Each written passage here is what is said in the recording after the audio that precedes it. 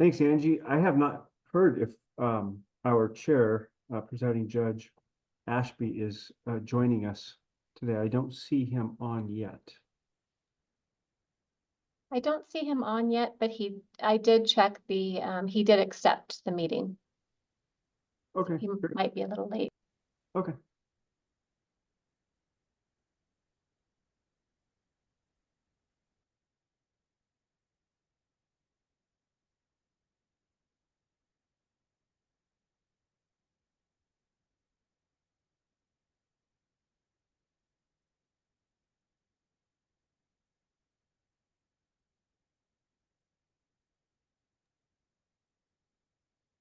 Are you able to tell Angie if we have a quorum of members? We do not. Okay. We need two more. Two more. Okay.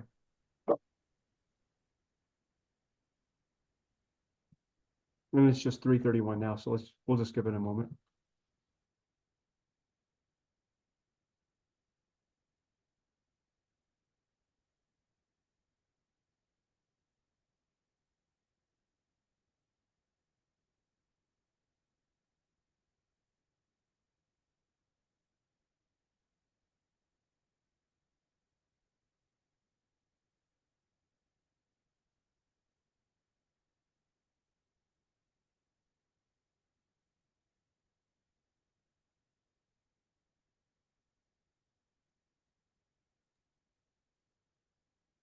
Now we just need one more. But I was going to say we're just about there.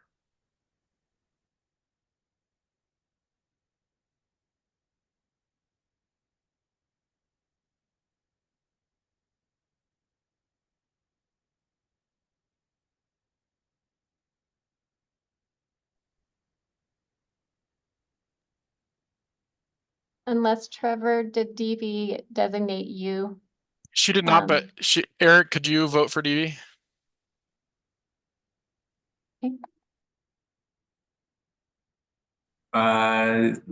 we should probably double check the bylaws, but Grant, I can get Tanner to join really quick. Give me a second. sure. Yeah, we don't want this delay to be as long as the rain delay is in Detroit right now. For those of you that aren't following, that's the Mariners.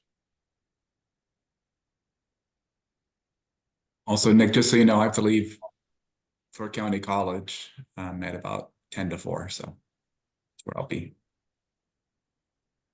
Thank you. I hope that's fun.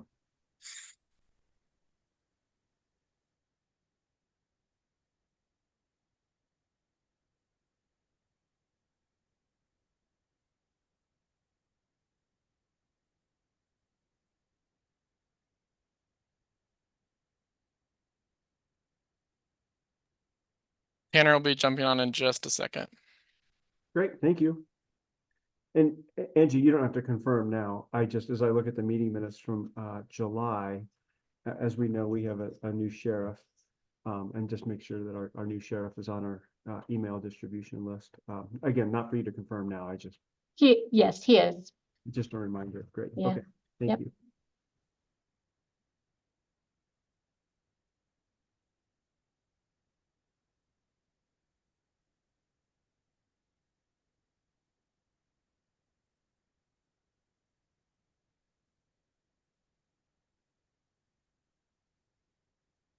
Okay. Welcome, Trevor. Looks like you're muted, and that's okay. If we're all okay with a quorum as vice chair of our local public safety coordinating council, as we wait for our chair to arrive, I will go ahead and begin the meeting so that we can get started. And we have a couple of good big topics today. So I will officially call the meeting to order as vice chair. Introductions. It looks like everybody is a member here on board, and we have at least one guest online, and that's great. We certainly welcome everybody.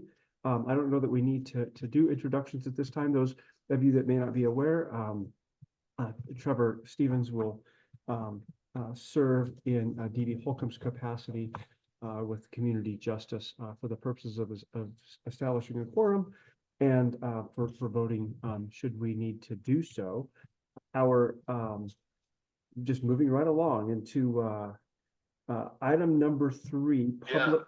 I hear that. I just worry that it's the thing about it's the thing about our party cell that it drives me. Phil.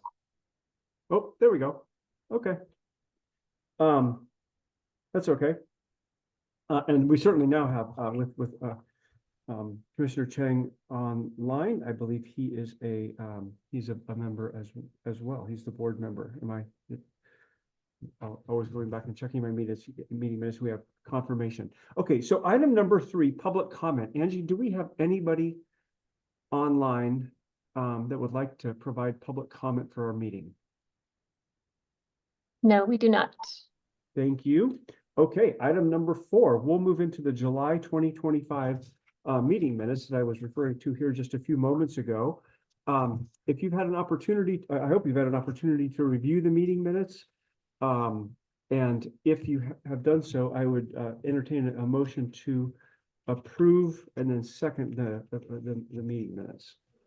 I will motion to approve the minutes as submitted. Thank you, Donna. I'll second. Thanks, Gil. Okay, any discussion, any changes to the meeting minutes? Hearing none, I guess we'll assume that they're approved unless anybody opposes or objects to the approval of the meeting minutes. Pausing for a moment. Seeing none, we'll call the July 2025 meeting minutes approved today. Thank you, everyone. So we'll move into agenda item number 5 now, the County Financial Assistance Agreement. This is attachment 2 in your meeting packet, and we certainly welcome, and I'm so pleased to say it, and Holly knows I'm going to say it, our new Health Services Director. The interim title is pulled off. So welcome, Health Services Director Holly Harris. I'll turn it over to you. Thank you, Nick. I appreciate it. I'm excited to be in this role officially. But here today to talk to all of you about the County Financial Assistance Agreement, which is a pretty hefty topic, but as it relates to the LPSIC, it's really around the development of what's referred to as the local plan and how we design our local behavioral health services in accordance with the statutes. So I have with me here today, and I don't know if you all have met Amber Clegg and Shannon Brister-Ragus. They have been so graciously serving in the interim behavioral health director roles on my behalf for the last 4 months. So could not have done my work in the interim role without them doing their work in the interim roles. So we've had a lot of support to get off the ground here at behavioral health. So they are going to actually tag team this presentation with me towards the end. And both of them have been with county for Shannon, you're going on 20 years and Amber, you're over 20 years. So long time behavioral health employees, very experienced and really grateful to have them here with me. Okay, so hang on, I'm gonna get my presentation going here. I'm gonna share my screen. Would it be easy? Actually, Nick, would you prefer I not share my screen and have people follow along so that everybody can see each other's faces, or would you want me to share my screen? Do you have a preference? I don't have a preference, whatever is the will of the group. I have it printed, but maybe folks don't have it printed, and it's easier to just share your screen. And I'll share my screen if that works for everybody, unless anybody's opposed. But get this going. Let me know when you can see it. Can you see it? Can you see the presentation? Okay, perfect. Okay. Go. So basically what I'm going to start off with is just giving an overview of the county, a really high level overview of the County Financial Assistance Agreement, which is basically the agreement between behavioral health and the Oregon Health Authority that funds a good portion of our behavioral health services, funded out of state general fund dollars. And this is a long-standing agreement, but there have been some interesting changes to it and updates that are relevant to this group. So the county agreement with OHA, we provide an array of services that are required of behavioral health in statute. So as you know, with the community mental health program, we're not your typical behavioral health provider. We're really the safety net for the community, really serving the most acute, often mandated core services, justice involved individuals. So that's really our role in the system, is that safety net provider. We've had this very complex agreement with the state for decades that has really evolved over the years in not a very consistent way. Money was rolled out in various ways across the state through requests for proposals or just allocations based on a particular need or a legislative allocation. So it was just very inconsistent. And so the agreement has grown and grown and grown over the years, and unfortunately led to this agreement that was about 225 pages and had all these distinct elements to it that the funding was tied to. So about what we call 30 service elements that were tied to specific programming. So it really didn't allow for any flexibility. You might be overfunded in one area and woefully underfunded in another area. So just not a great way to have an agreement to run a behavioral health system. And so we began this journey about 2 years ago with the state. I was part of a core group negotiating this new contract.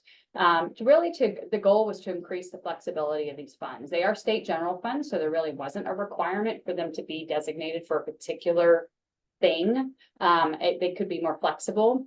And so we also wanted to kind of pare down like our core responsibilities, behavioral health, into 6 core service areas, and base the funding and services off of a plan that's developed locally in conjunction with groups like LIPSIC and our Behavioral Health Advisory Board and the CCO and a core group of others that can weigh in on this local plan. And obviously we want that plan to align with other plans that happen in the region, like the Regional Health Improvement Plan and others. So these are the 6 core service areas. There's 2 others that are kind of less relevant, but essentially system coordination and management, which is just all the things a community mental health program does to coordinate a behavioral health system. So all of the meetings, all of the planning processes, all of the work with the state hospital and the justice system, and all of the entities that are involved in really having a coordinated behavioral health system. So there's a bucket that's kind of dedicated to making sure the community mental health program is focused on those 4 set of functions. We also wanted to make sure health promotion and prevention were included. And in Deschutes County, the way we handle that is we pass the dollars through to our public health department, since we are one health department in Deschutes County. Not every county is structured like that, but because we have our public health department as part of health services and they're so good at that prevention work, we really pass it through to them, and they do our substance use prevention, mental health promotion and prevention work, and that works quite well. Crisis services is its own core service area. Involuntary and forensic services is its own outpatient wraparound, which is just kind of everything else that we do, all the outpatient services and case management and peer support and everything else that goes in there, as well as residential and housing services. We had to carve out these other 2 because the block grant dollars are federal dollars and they do have specific requirements for things they have to go to. So it really couldn't flow between these 6 core service areas the same. So this agreement's really important agreement, as you can imagine. Without it, the community mental health programs really are at risk of not being able to function properly. So our hope was, after years of negotiating this contract and coming to some really what we thought were pretty solid conditions, we're set to have the contract signed by July 1 of this year. Obviously, that date has passed. And negotiations kind of got stalled kind of at the 11th hour. And it was really around some language that was removed from the contract around subject to availability of funds. So historically in our contracts, we have all these services that we were required to do. And as it is written in the OARs, it was also in our contracts that said, okay, you do all of these services subject to the availability of funding. So if funding ran out, obviously we weren't held to those services. Well, that language got removed in this most recent iteration of the contract, specifically as it relates to civil commitment, crisis services, and the forensic population. So if all of you have been kind of following what's been happening with OHA around the forensic population, OHA has been held in contempt for not following some statutory requirements related to individuals who are unable to aid and assist in their own defense because of their mental illness. And so that is a big deal for the state, and it has driven a lot of what's happened in our contract negotiations. Understandably in a lot of ways, like they're being held to make sure that CMHPs do these core services. And so the removal of that language as it relates to those core services was, in our opinion, really kind of tied to what was happening with those contempt orders. So the problem, the state's argument around some of that was really that now that we have this flexibility, you can use the funding to make sure that these core services, the priority populations, as they refer to them, civil, crisis, and forensics, or make sure that those priority populations were served. And so in Deschutes County, we really were able to still meet the needs of those priority populations as well as the rest of our system with the funding we have. But in some counties, particularly the larger counties, where the aid and assist population is really kind of, really the numbers have skyrocketed in recent years, it could potentially lead them to have to use all of their funding to go just towards those populations. So that was sort of the tension point. Association of Oregon Counties got involved, county councils are involved. This has really been an ongoing discussion. And it really stalled our negotiations at that point. And there were some other technical issues within the contract, but that was really the big one, is that they were requiring us to prioritize these forensic populations, and they removed subject to availability of funds. So had a meeting with the governor. Association of Oregon Counties was there. We really agreed that we needed to kind of pause on the new contract and just amend our existing contract to buy us some more time, because we all have the goal in mind of getting to a signed agreement. And one way in which we thought that we could get there is by having this local plan developed prior to this new agreement going into place, so that we can all have a shared understanding of what this will look like in our community before signing a contract. And so it's really, I've talked to the Board of Commissioners about this and others. I kind of call it our trust exercise.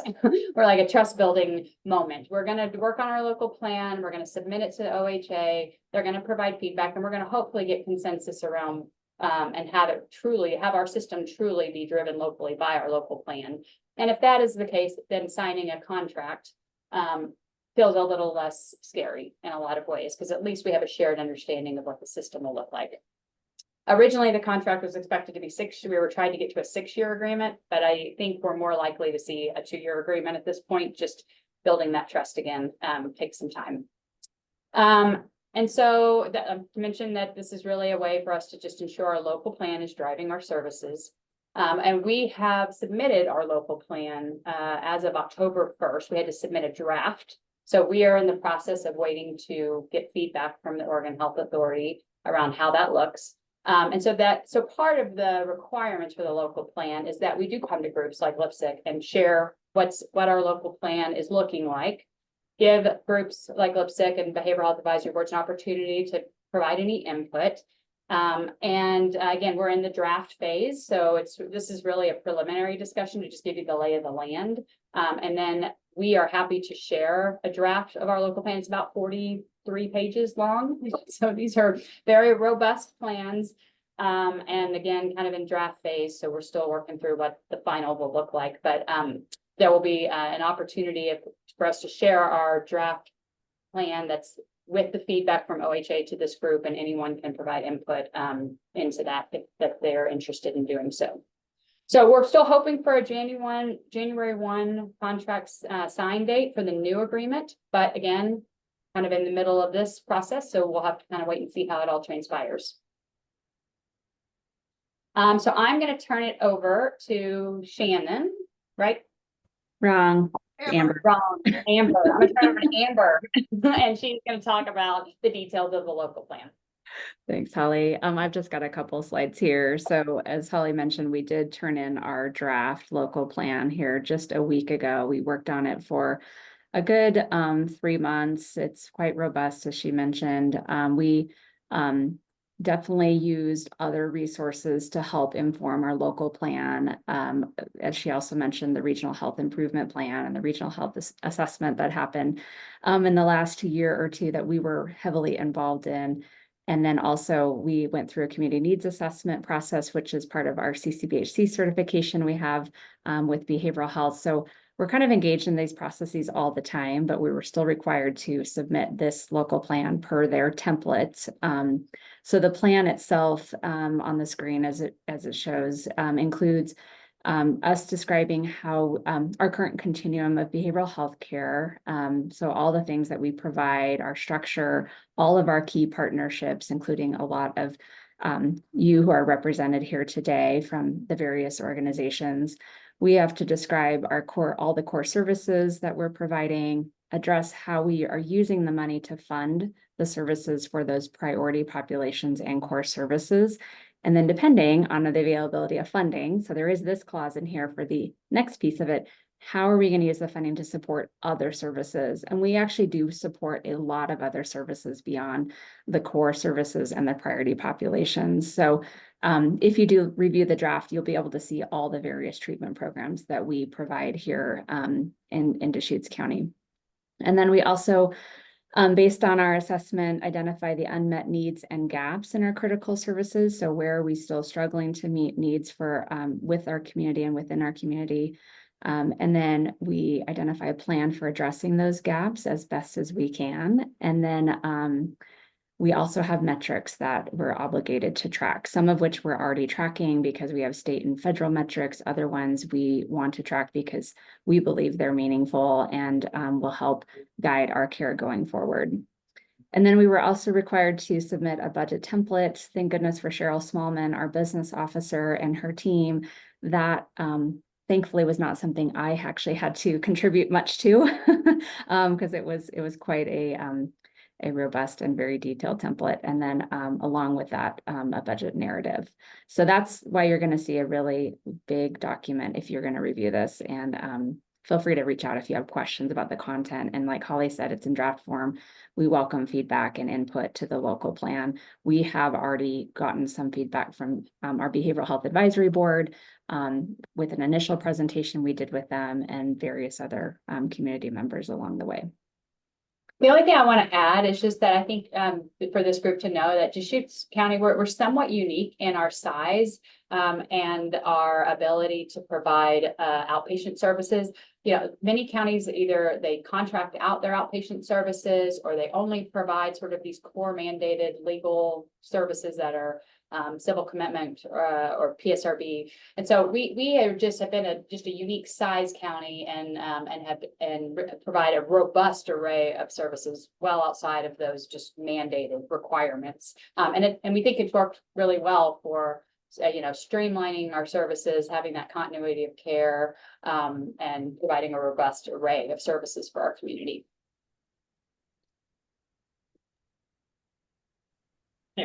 Thanks, Holly. And so just to kind of review some of the initial unmet needs and critical gaps that were identified, some of these are not going to be, I think, a surprise to many of you. We need ongoing support and resources for our civil commitment program, and with a change in law, I think going into place January 1st, we may see additional support that we need for those for working with that clientele. Also, continued need for aid and assist and PSRB resources. Kind of connected to that is resources around hospitalization, residential homes in particular, secure residential treatment facilities, and adult foster home capacity, and especially higher levels of care for our youth. And we have many projects that are happening already. So these are identified gaps and critical needs. And, I'm also happy to say there are many things that we're already working on to close the gap on some of these concerns. Housing and permanent supported housing. Medical transportation, especially in our rural areas, Lapine, Sister, etc. And then youth and older adult services, especially older adults tend to be really underfunded for behavioral health services. And then ongoing need for substance use services, faster access to withdrawal management services, to getting into higher levels of care, all the things associated with that. And then lastly on our list is an increased demand for language access and translation services. So I think Shannon will touch on the next couple of slides here to talk about how we're planning to address some of those needs and gaps. Yeah, thanks everyone. Thanks, Amber. So plans to address the gaps. Like Amber said, we're doing a lot of things already. And so that'll be embedded throughout the next couple of slides. But we're going to use additional investments to increase staff and expand resources for civil commitment, aid assist, and psychiatric security review board. We're going to continue advocating for AFHs or adult foster homes and higher levels of care for PSRB, our IDD populations and high acuity individuals. We're already doing this. We have funding for 2 adult foster homes. One's in progress. It's a co-occurring IDD and mental health home. Continuing to pursue permanent supportive housing. We've been using limited duration grant funding, ARPA dollars, but this will be ending in 2026. We have been working on a project to build a 15-unit PSU in La Pine, but we'll need additional funding. So we'll be looking at the rural health transportation funding that's coming out as a possible way to shore up these gaps. Expanding mobile outreach and crisis walk-in services in rural areas. We built this into our infrastructure in North County. There's crisis offices there. And we've sought funding successfully through the City of Bend and ARPA funds, but those have both ended. So we'll be looking to OHA and legislature for how we go about expanding that. Continuing to explore, not too long ago, we did expand school-based health therapy and sisters, and we're going to look to continue to do that by either reallocating staff or looking for opportunities. Again, school-based health centers are funded through public health, so it's a little bit different. We have some opportunities there.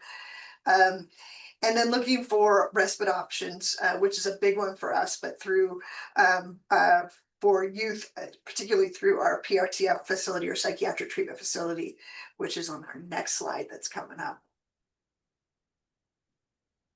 In terms of, you heard Amber talk about it and how we invest in interpretation and billing. We use interpretation services. We also have stipends for our staff, but this lacks funding just altogether. And so this will be pushes from us at the legislature and OHA level to seek out additional funding. One of the most exciting things, at least for me, having worked with kids for over 30 some years, is our expansion of the youth psychiatric facility in Redmond. A lot of effort has gone onto this. And when we wrote our local plan, we hadn't heard back from OHA on how we could expand or use that funding. We've received over $6 million in funding for this project. And we did recently find out that we're going to have some leeway on how we contract and can do a direct contract for these services. So there is a hopeful expected completion of spring of 2027. So that's on the same grounds as the SRTF for adults. It'll be split. And just, man, huge shout out to St. Charles, to Holly, to Central Oregon Health Council, Pacific. There's just been so many people that have worked on this. Commissioner Chang and our local reps, and it's just been really cool to see. You heard Amber talk about how our older adults, especially geriatric services, are underfunded. This was previously something held by the CCO, and it's moved to us. And we do have some funding carved out in the CFAA for that, and then some limited funding from the Central Oregon Health Council. But those funds will expire, so long-term funding will need to go through legislature investments and our continued work with OHA. Securing funding to expand detox. We only have 5 beds regionally. We work pretty closely with Best Care, but this is a huge gap for us. So another effort on our part just to be that squeaky wheel. We've done it with adult SRTFs and kid SRTFs. This will just be more advocacy on our end. And then continuing to advocate for improved transportation resources in rural communities.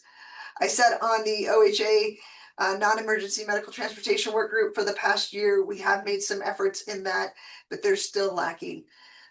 There's been improvement in reimbursement for our OHP members seeking rides, but if you are in South County, rural South County, It is very difficult to get a ride, and services are limited Monday through Friday, 8 to 5, if you have any after-hour appointments. So just continuing our advocacy at the state level, being a part of those work groups and looking to see what we can do to shore up processes around those. One of the big efforts that we also talked about was accountability for what happens when rides are not occurring or someone doesn't get picked up.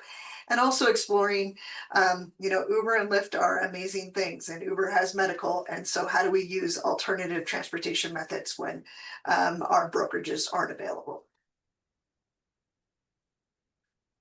So with that, you get questions for us, and I'll go on mute and Holly can answer. No, Not so fast. Yeah, but we're happy. I know this is a dense topic. There's a lot of information, but happy to answer any questions you have about any of it. So yeah, just open it up.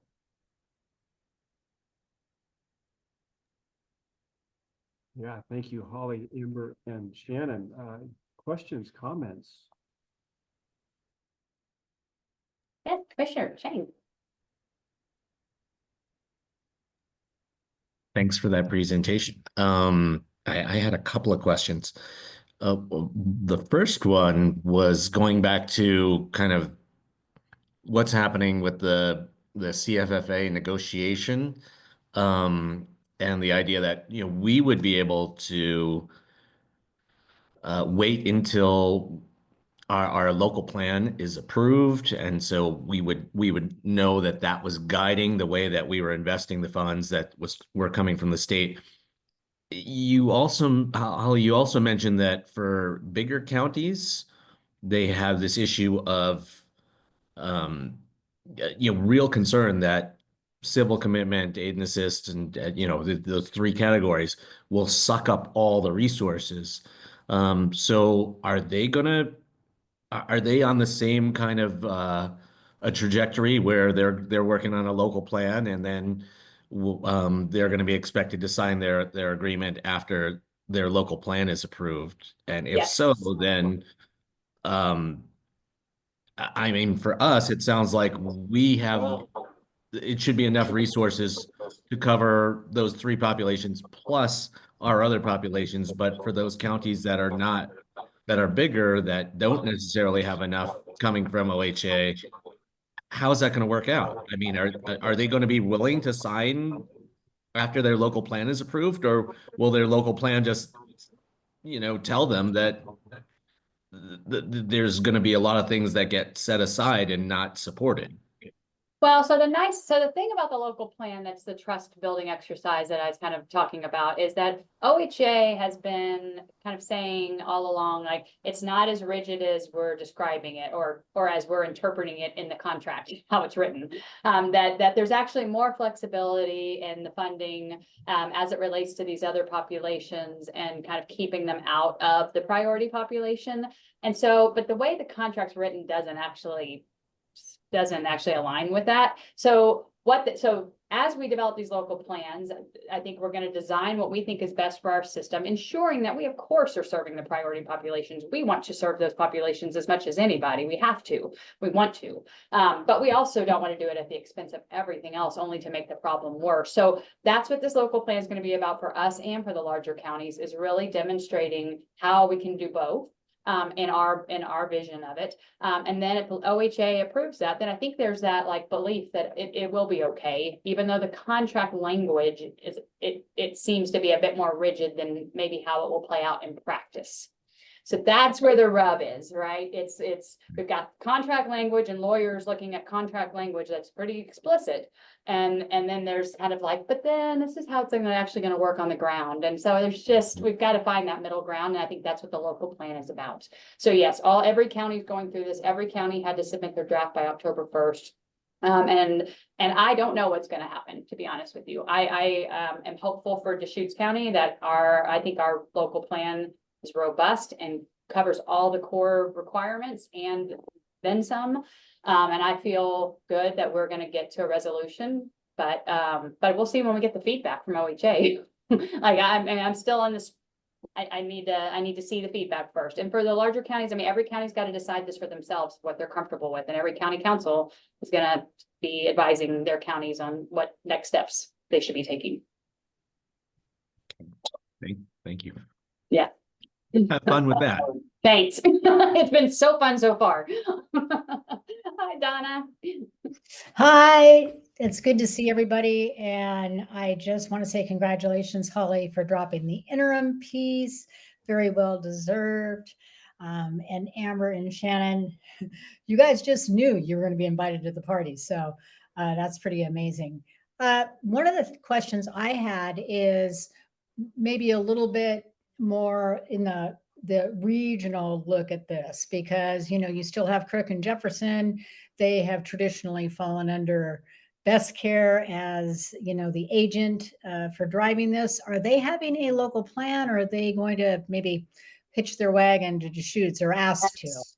No, unfortunately, they are not, we're not doing this regionally, and I think there's pros and cons to that. Not every region is as amazing as our region and works so collaboratively together. So I think for us, we could have easily done a regional local plan that would have looked very similar to our regional health improvement plan. And that's historically actually what this local plan requirement isn't new. It's been in statute. It's just how OHA is interpreting what we need to do for it right now. So we used to use our regional health improvement plan as our local plan, but now they're kind of getting a little stricter about it, and they want it to be county driven. So so Best Care will submit one for Crook, and they'll submit one for Jefferson. It will be aligned with the regional health improvement plan, just like ours. And then we will continue to work regionally, just, you know, as we always do. But, you know, their needs and gaps are going to be different than ours. They're smaller, their resources are even more limited. And I think because we're a certified community behavioral health clinic, that has actually really helped set us up for success in navigating this subject to availability of funds scenario. We have the ability to generate revenue in a different way that allows us to do things outside of just stuff involving the legal system. It allows us to do more upstream prevention type of activities, outreach and engagement. And so I think Crook is working on becoming a CCBHC. Jefferson was a CCBHC from a grant. So it's just we're all going to have these nuances in our local plans related to that kind of thing. And that's, I guess, why it needs to be driven by the county. And the counties are the local mental health authority. So they really do dictate what happens in the community. Well, it still sounds like, you know, we will continue in, you know, our actions have always been, to the most part, to be regional. But I have to say that Deschutes County, based on the coordination and relationship with public health, has always been kind of the secret sauce to tie it to the regional health improvement plan. Obviously, the assessment was just recently done, but it's really good to see these foundations we've been laying for years and years and years kindly. Oh my gosh, we're going to get some fruit from this. So good work. Thank you so much. Well, thanks to the work of the Health Council too. Yeah, I was gonna say, Donna, we also were able to include things, like I talked with Melissa Thompson at Best Care. So when they wrote their local plan, they included pieces of the PRTF that's going to impact them, because that's not going to be just specific to Deschutes County in terms of kids that come in, or the SRTF. And then like ESA, they don't have an ESA program. We have the ESA program. So we were able to write in our plan things that would complement them when they write theirs. So they identified the need and the gap, and we supported it in ours. So we definitely did try to make sure that they know we work together. That's awesome. Thanks, Shannon.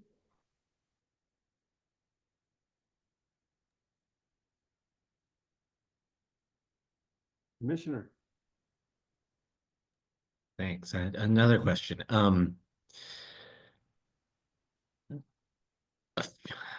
Probably a half a year, maybe 3/4 of a year back, during a meeting with the Sun River Service District,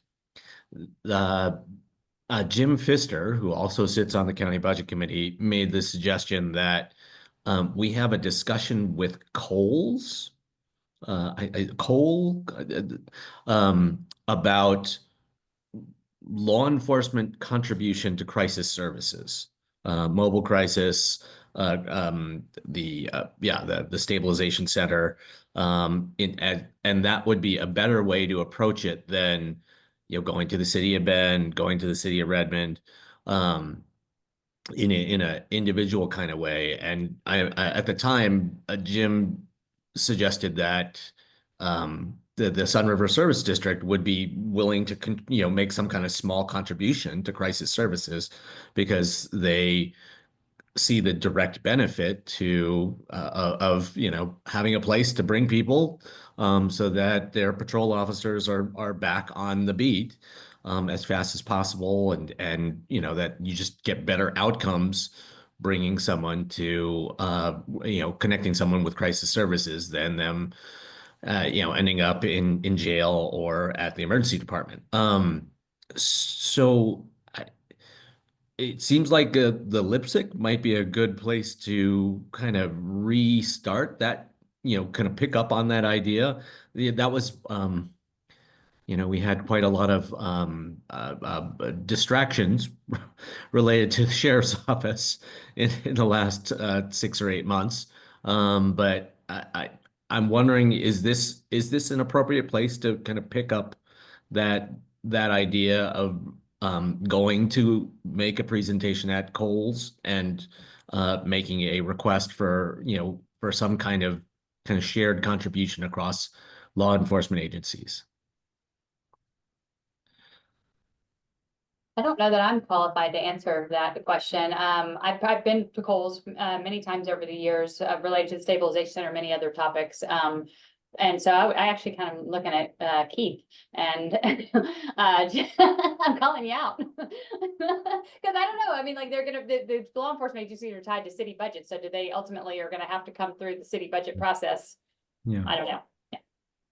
Yeah, I mean, you're right, they would. I was thinking right about that question. And I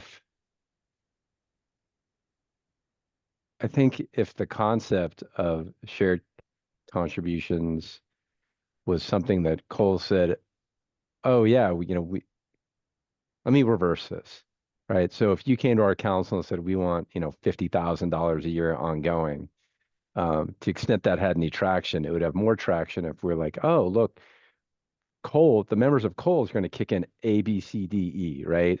Or at least that's the proposal, right? Devin Lewis isn't going to sit there and say, we should do this, council.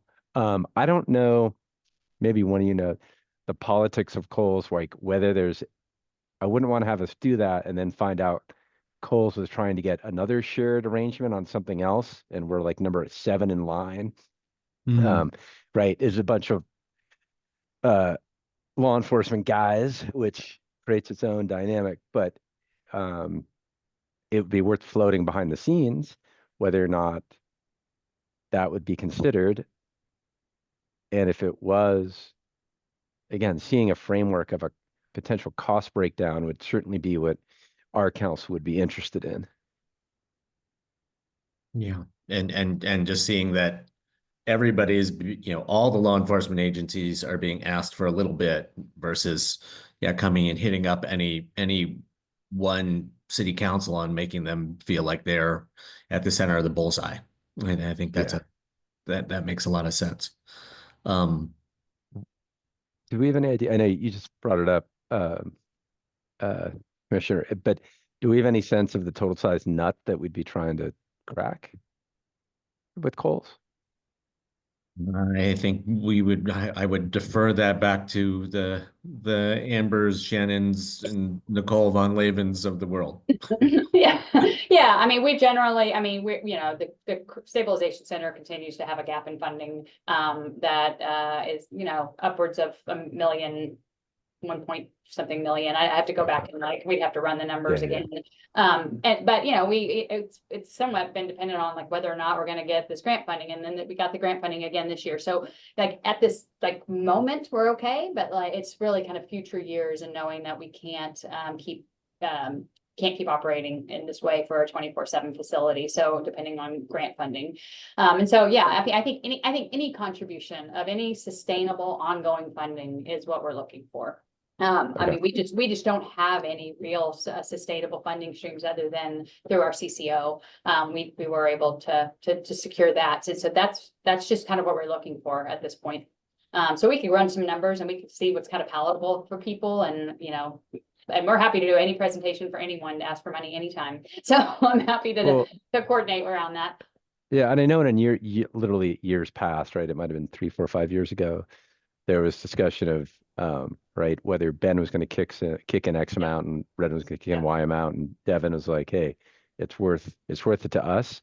So just maybe just getting the dust off of some of that stuff and Yep. seeing where we're at, and okay. Yeah, we had proposals around all of that, kind of based on usage of the facility, Yep, based on the yep. different long points. So we could easily pull that together pretty quickly. So I'm not sure in terms of like Kohl's, like it's been a while since I've been there. And I like what the process is for getting on, like any of our law enforcement or. I mean, well, let me ask you this, Commissioner, again. So with Kohl's, right, it's a very big membership, right? And you've got like folks outside of Deschutes County that are members. If in these meetings, we typically have the sheriff, the chief of Ben, the chief of Redmond, and maybe kind of work it a little bit with this group, see if Center River's just the outlier. And I don't know if there's any other departments that in Kohl's that we would need to want to have sign up. Well, I will say the only, I don't know how big Kohl's, I mean, is it just Central Oregon? Yeah. It's the Yeah, central, yeah, yeah, so Central it's, I mean, Oregon, yeah. like Kirk and Jefferson considered in there. So it, Mhm. you know, the stabilization center is considered a regional facility. We do serve Kirk and Jefferson residents. They're at a very small number. Obviously, that's a drive for them, but we do serve Kirk and Jefferson residents, and law enforcement has brought people from Kirk and Jefferson to the stabilization center. So it could be a regional conversation, though I think the numbers for Kirk and Jefferson would be pretty small. Which might just be perfect, actually, because those Yeah. might be the numbers they're willing to contribute. Right. So, but starting here could be a good opportunity, and then expanding the goals if we felt like we wanted to go regional. Yeah. Okay, so maybe we can put that on the agenda for a future LIPSIC meeting. Are other members of the LIPSIC okay with that?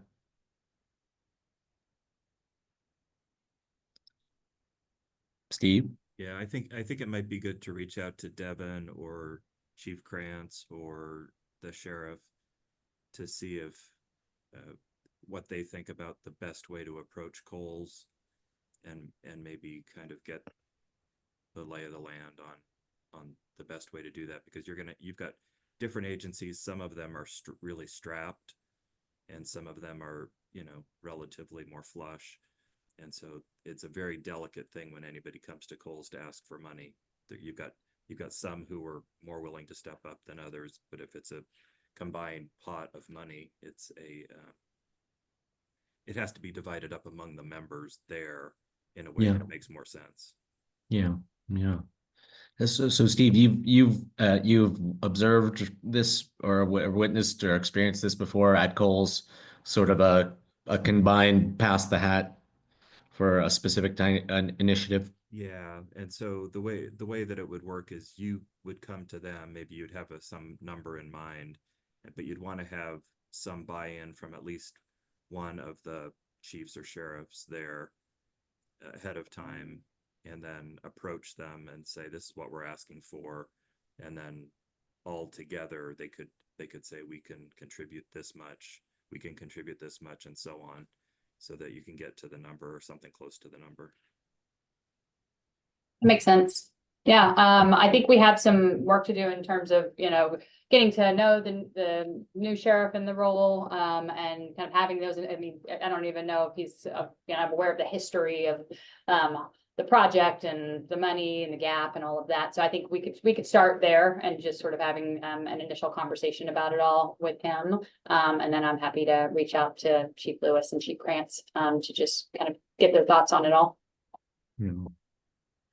And just so everyone knows that I'm not like just trying to put my hand in everyone else's pocket. The county's contribution to crisis services out of our general fund declined last year. We are facing tight budget times, but I think coming in with this group actually is a good opportunity for us even to make the case to ourselves within our own budgeting processes for our general fund within the county to say, look, you know, we have the opportunity to get all these other local jurisdictions to contribute a little bit, you know, and we need to do the same.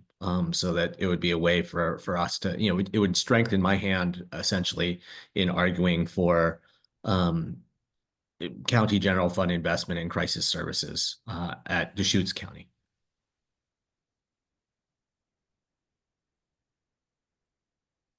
Thanks for the support with the Stabilization Center. This group has always been a huge advocate for those services. And so I appreciate the conversation around how to get it some ongoing funding streams.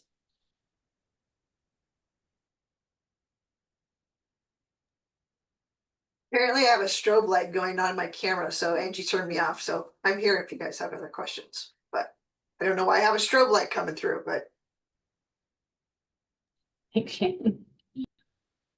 Well, great discussion. Any more discussion on this topic? That's again, thanks so much to Holly, Amber, and Shannon for leading, and great questions and discussion. Any more on this topic? Oh, Commissioner Chang.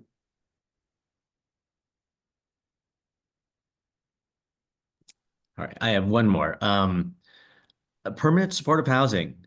So there is a proposal for a project in Redmond that is working its way through the process. They think they're going to know whether they have their state federal funding secured within a couple of months. And are we, when we talk about an interest in expanding permanent supportive housing, are we tracking that project closely, and do we have coordination with, you know,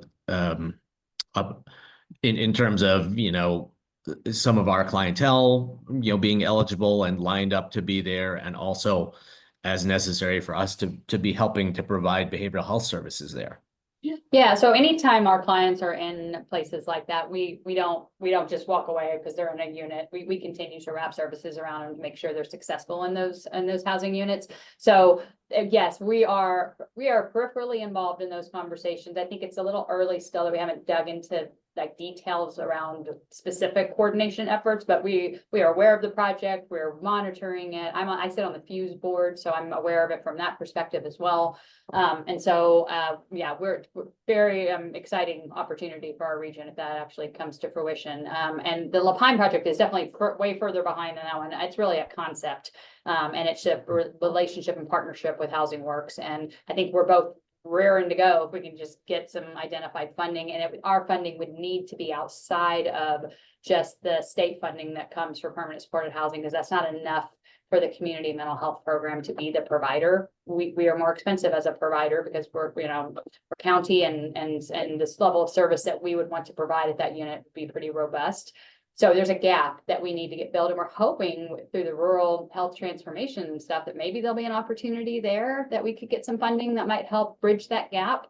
But I think if we could just get the funding identified, we're ready to hit the ground running with that project. Housing Works has been really supportive of that concept. So. Great. Thank you. Thanks.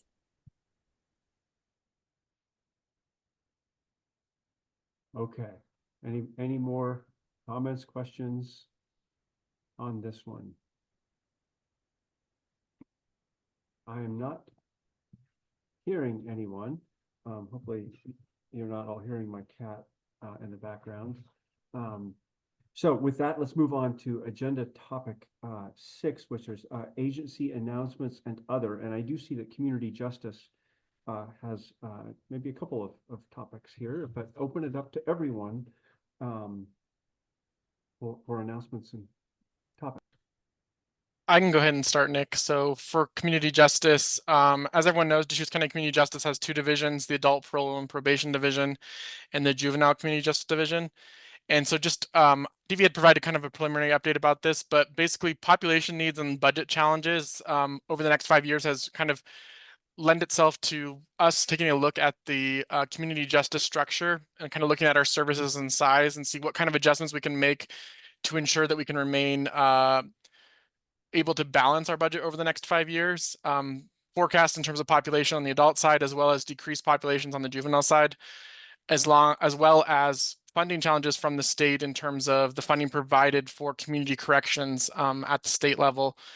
All of those come into play. This had come into play at the end of the legislative session. And so we're just seeing some decreased amounts of funding available for community supervision, specifically adults, but also just juveniles as well. And so part of that process we've kind of have been going through is kind of a 4-step process. We're looking at other revenue streams, reducing expenses, kind of assessing and reassessing our juvenile detention services and how we can respond and have a 24/7 response available in the community, as well as just looking at our current vacant positions and staffing structures. For the main process that we're kind of going through right now is that juvenile detention assessment. So we have a assessment work group that has been meeting. Many members of Lipstick are actually on that group. We've had 3 meetings so far. There'll be a total of 5 meetings. And the goal of that group is to look at our current population of juveniles that require detention services, both from Deschutes County, but also we are a regional facility, so at a tri-county level, and just determining, is there any kind of adjustments we can make to those services where we can still meet that 24/7 response need, but potentially have some revenue savings if we do some restructuring. So that group, there's a community stakeholder group.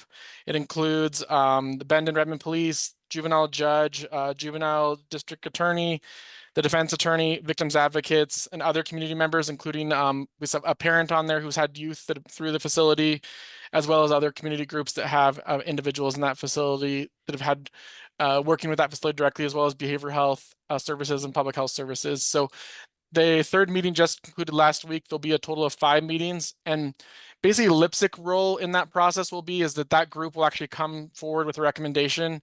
That recommendation will be presented at December's Lipstick, and Lipstick will ultimately make a recommendation to the Board of County Commissioners on any potential restructuring that we need to look at in terms of our 24/7 assessment services.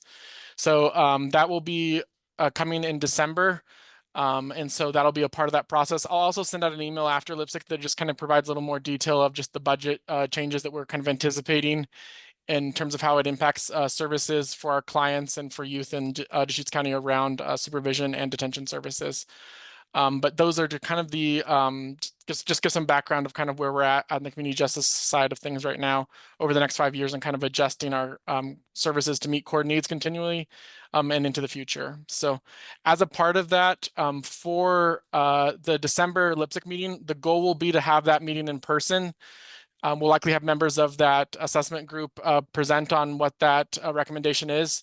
So Angie has secured us the Diamond Room at Deschutes County Services Building. That will be December 2nd. So just please make a note on your calendar that the December Lipstick meeting will be in person at the Bend location. Also, we do anticipate the November meeting will be virtual, so I can just provide an update there as well. But there are some agenda items for November, so we will have a November meeting. It'll be virtual, but the December meeting will be in person at the Deschutes County Services Building. But those are the updates I have for community justice, Nick. Thanks, Trevor. Any questions about the juvenile detention assessment? That's certainly a very big topic, very important. Just any quick clarifying questions or? Okay, not seeing any. I'll just open it up to other announcements, updates from any other agency.